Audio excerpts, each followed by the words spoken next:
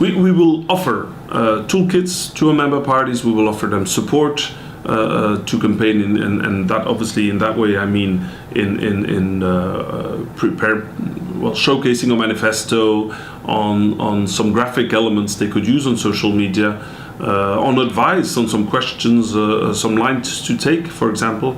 But the main core is that unfortunately again, the elections are now done at national level because there are no transnational lists. So right now we'll give a lot of freedom to our member parties to use our resources if they want it or not. What matters is that their IDs work with the population, with the European citizens, and that we end up with more MEPs. So we give them the freedom, but we do offer them information support for their campaign. Look, the reality is we have 27 different member states, we have 51 parties. The political reality in many of our countries is different. In some we're in government, some in opposition.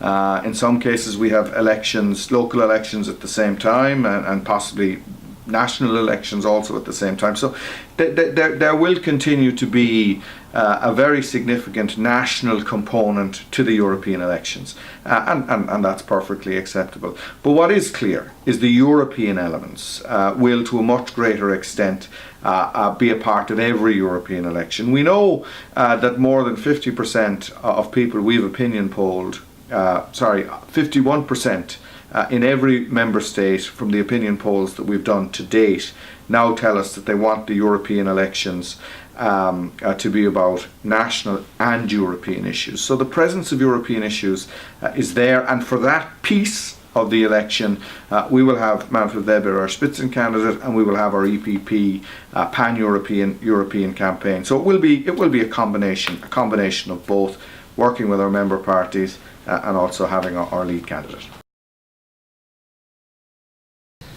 Our Spitzencandidate will help us a lot in this process. Franz Timmermans is a very visible and well-known political leader in Europe with a very good record in terms of coherency for what he believes for, what he stands for, and what he has done in his political life in the different positions that he has covered.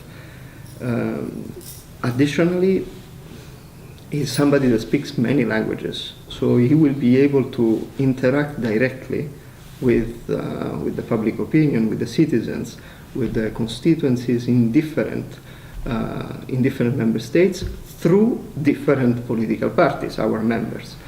It's always a combination of two factors. There is a European campaign that tries to speak in general terms to the so-called wide area of the European public opinion. And then you have the national campaigns that are driven by the energy of our members, of our national members. The capacity to combine the energy of our Spitzencandidate with the one of our member parties and their head of the lists in the different constituencies will be the factor that will make a campaign successful or not. And I believe that our will be a successful one. Coordination is maybe too strong a word for this in our political family.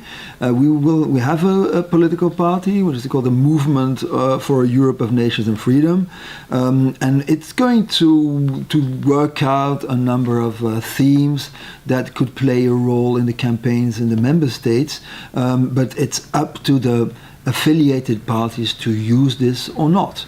But there will probably be meetings of the affiliated parties where everything will be more fine-tuned and where they will decide upon common themes or maybe common projects, yes?